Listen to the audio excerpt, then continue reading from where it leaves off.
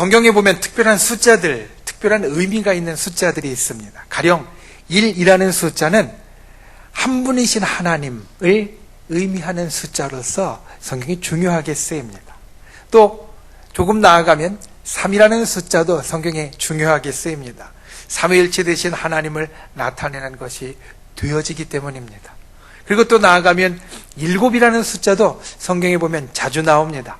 7이라는 숫자, 하나님께서 이 땅을 엿새 동안 창조하시고 7번째 날에 안식하신 것부터 시작해서 어떤 하나가 완전하게 끝나는 것을 의미하는 숫자로 7이라는 숫자가 많이 나옵니다.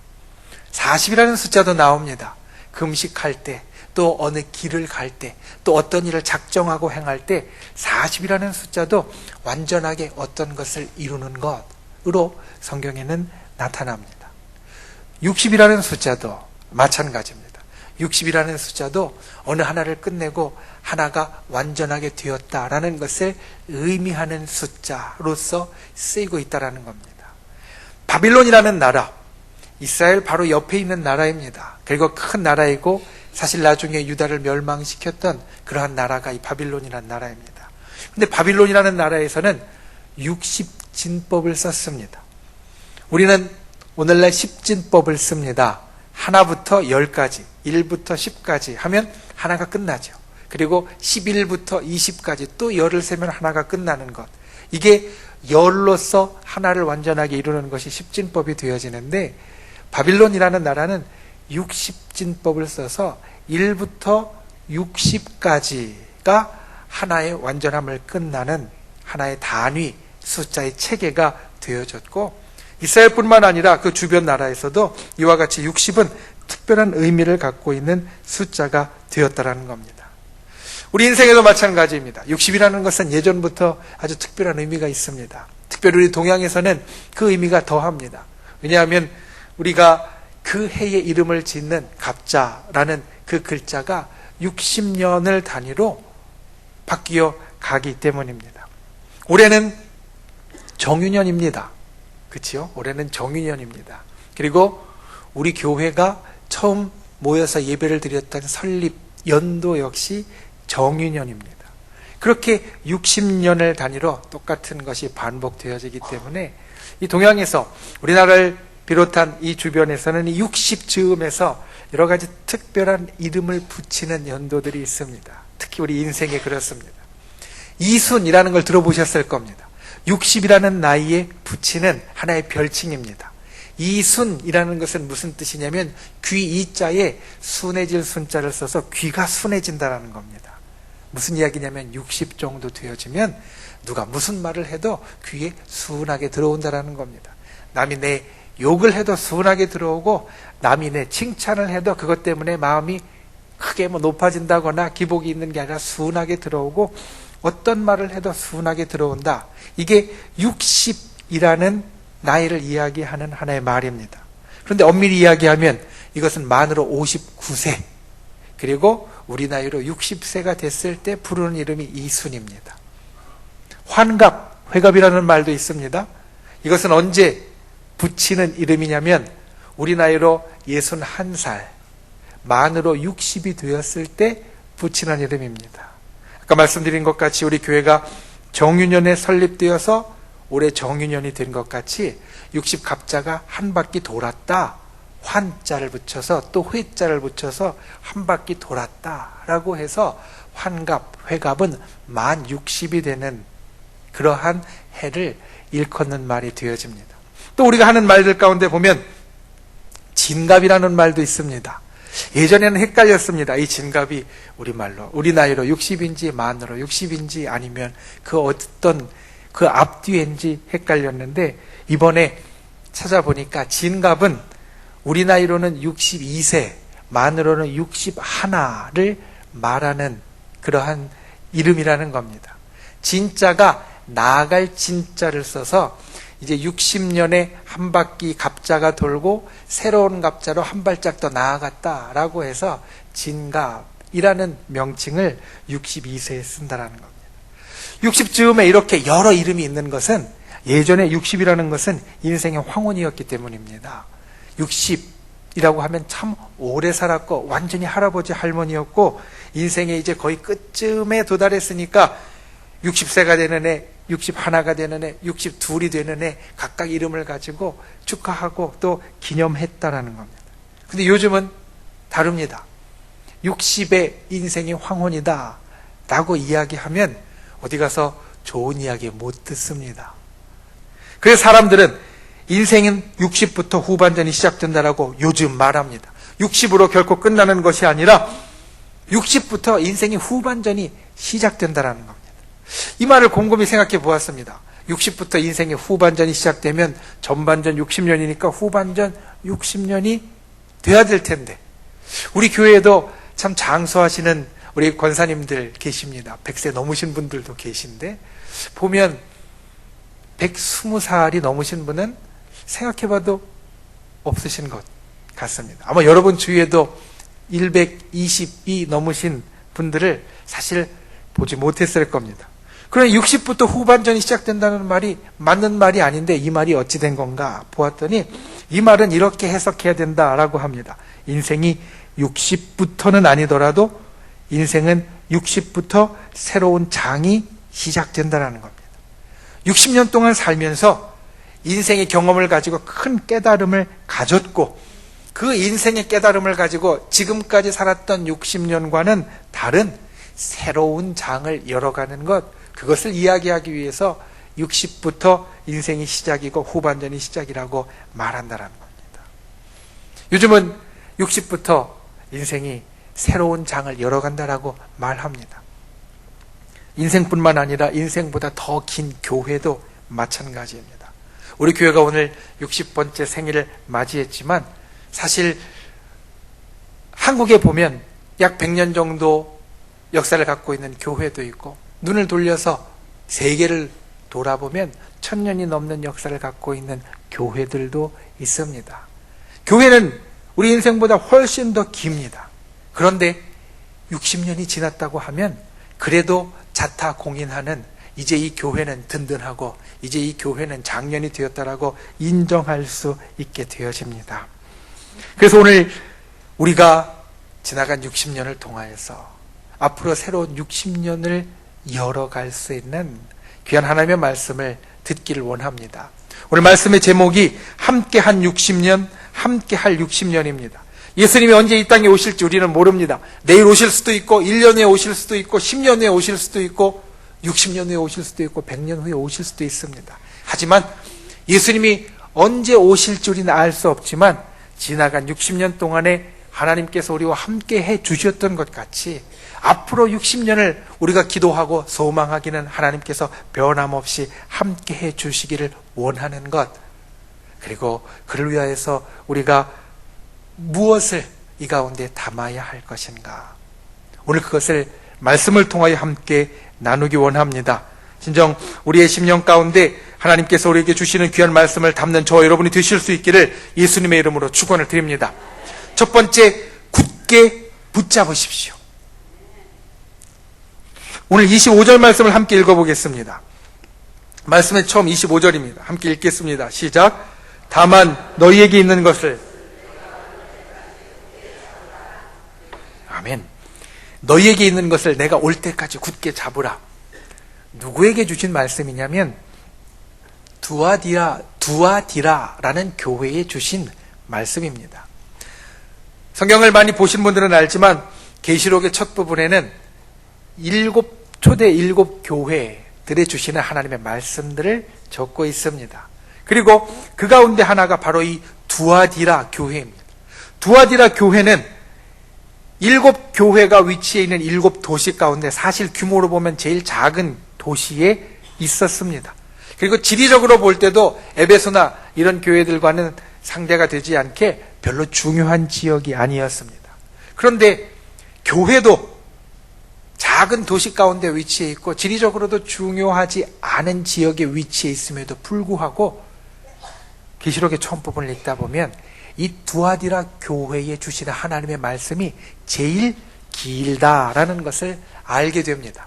우리가 아는 빌라델피아 교회나 사대 교회나 7 교회 여러 교회들이 있지만 하나님께서 그 교회들의 말씀을 주실 때 두아디라 교회에 제일 많은 말씀을 주셨다라는 겁니다.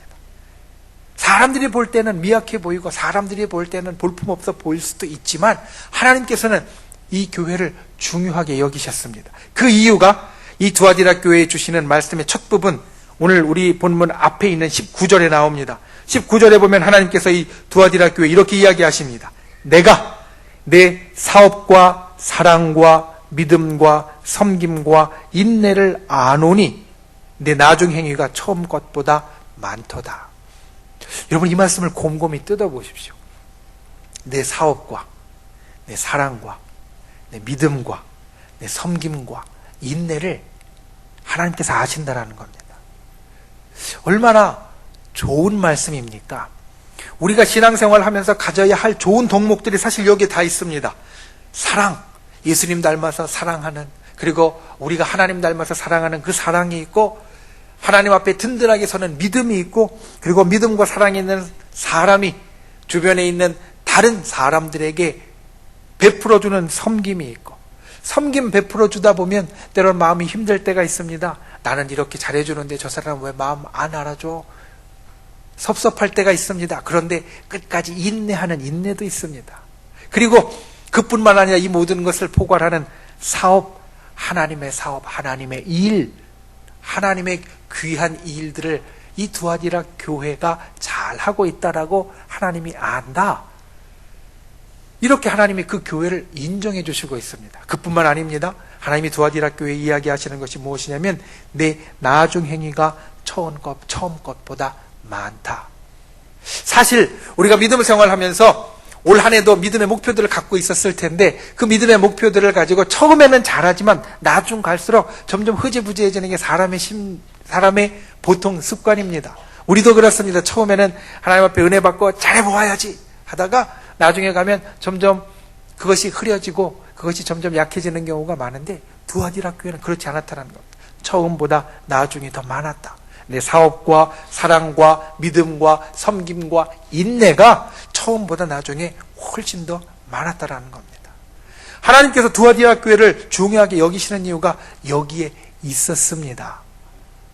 그들이 작은 교회이고 다른 데보다 연약한 교회임에도 불구하고 하나님 앞에 귀하게 여기시는, 하나님이 참으로 좋아하시는 이 모든 덕목들을 가지고 있고 그것들을 점점 더 풍성하게 만들어가고 있었다라는 겁니다.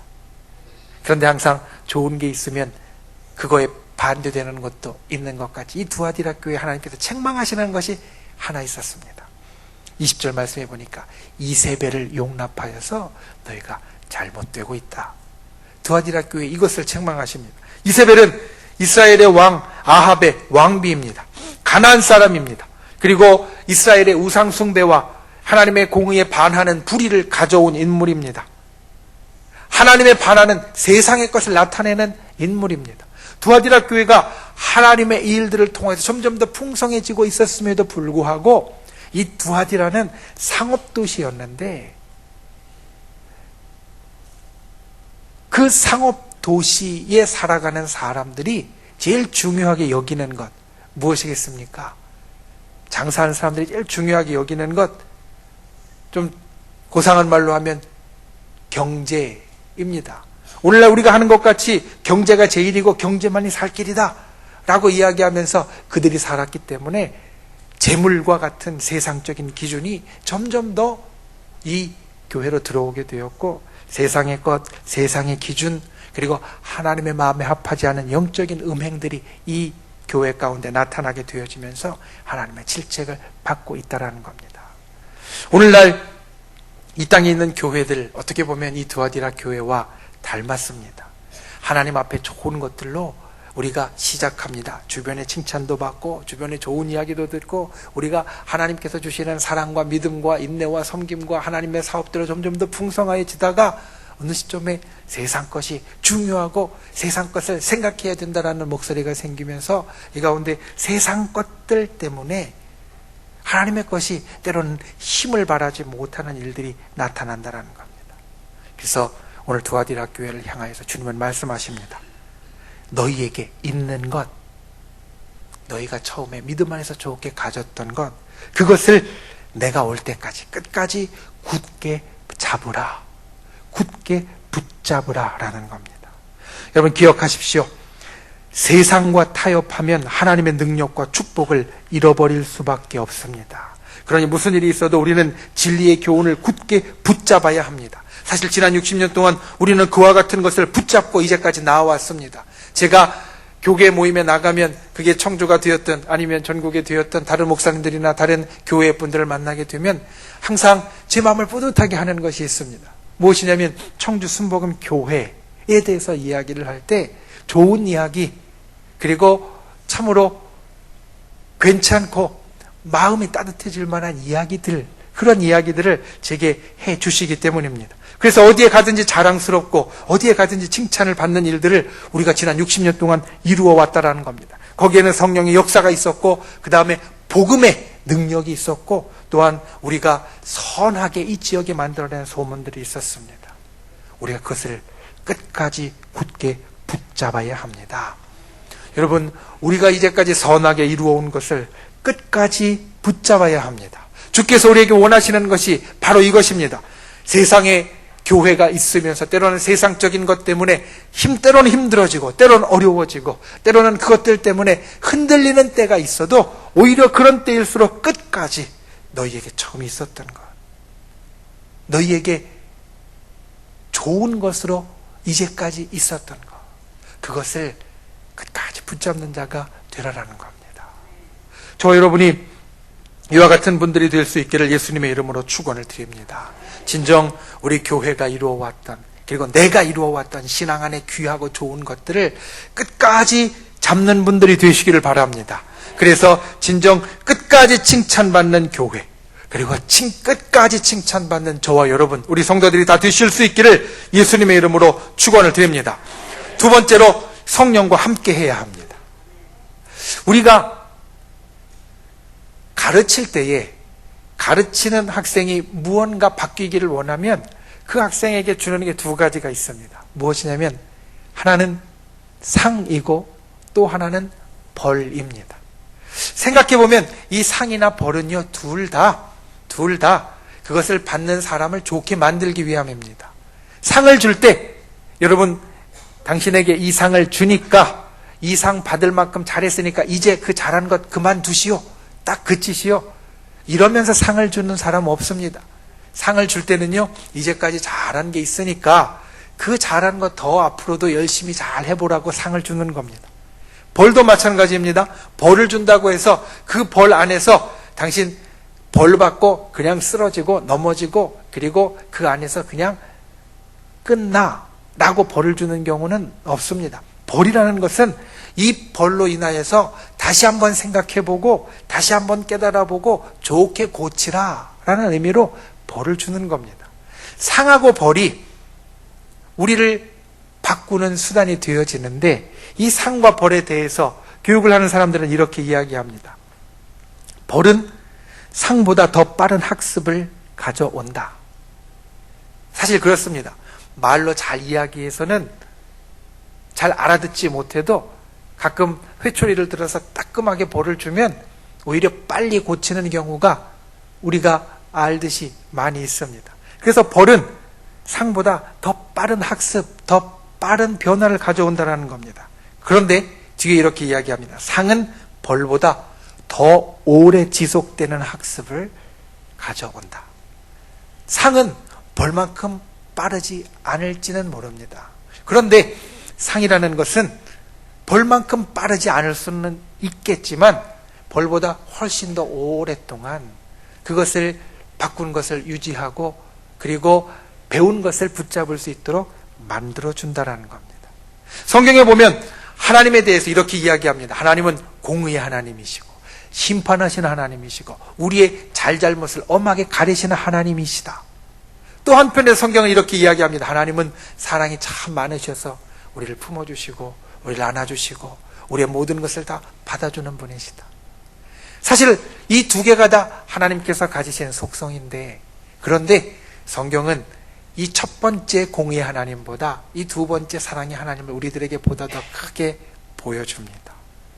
우리가 하나님을 바르게 믿기 위하여서 때로는 벌과 같은 것도 필요하고 상과 같은 것도 필요하지만 하나님께서 우리에게 있어서 더 크게 주시는 것은 무엇이냐? 벌보다는 상이라는 겁니다. 귀하고 좋은 것, 사랑과 그리고 은혜와 그리고 용서와 그리고 주께서 우리를 품어주시고 이끌어주시는 것이 바로 하나님께서 우리들에게 주시는, 하나님께서 더 먼저 우리에게 주시고 끝까지 우리에게 주시고 더 풍성하게 주시는 것이 되어진다는 겁니다.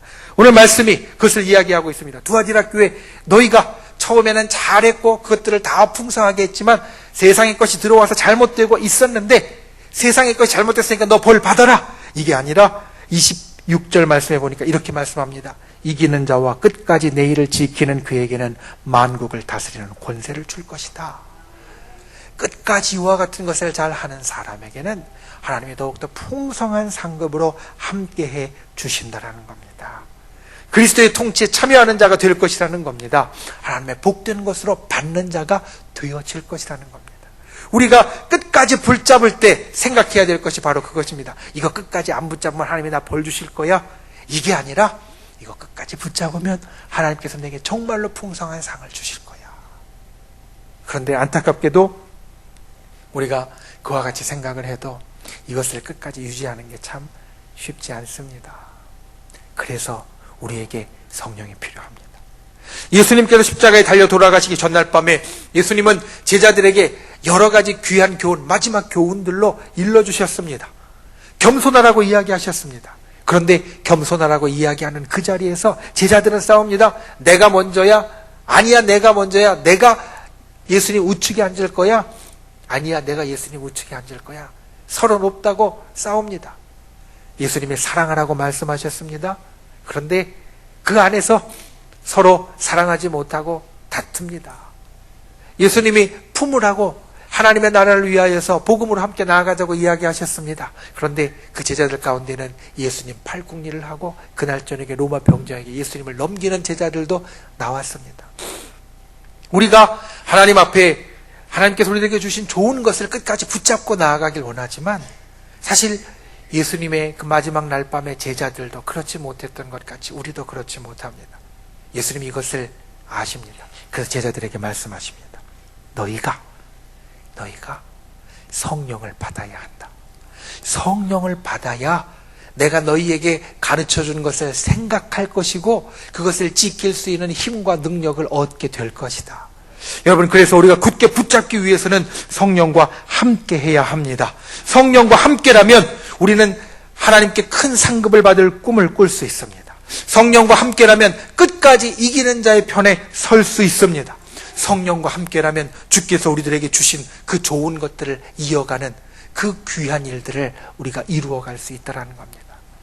60년 전에 우리 교회가 처음 시작할 때 제일 주된 이유가 바로 그것이었습니다. 성령의 역사가 우리 교회 처음 창립한 5분의 집사님들에게 강하게 나타났고 그 강하게 나타난 성령의 역사가 아직 그때까지 잘 성령의 역사를 알지 못했던 그런 성도들 사이에서 함께하기 어려웠기 때문에 그 성령의 강한 역사로 우리 교회가 시작되어지고 그리고 성령의 강한 역사로 이제까지 60년 동안 하나님의 귀한 은혜를 이 땅 가운데 이루어 왔습니다. 우리가 앞으로 60년을 나아갈 때도 변함없는 것 그것입니다. 성령과 함께해야만 우리가 진정 더욱더 은혜롭고 더욱더 복된 우리의 60년을 만들어갈 수 있다는 겁니다. 성령과 함께하는 분들이 되시기를 바랍니다. 진정 성령과 함께하는 복된 주의 백성들이 되실 수 있기를 예수님의 이름으로 축원을 드립니다.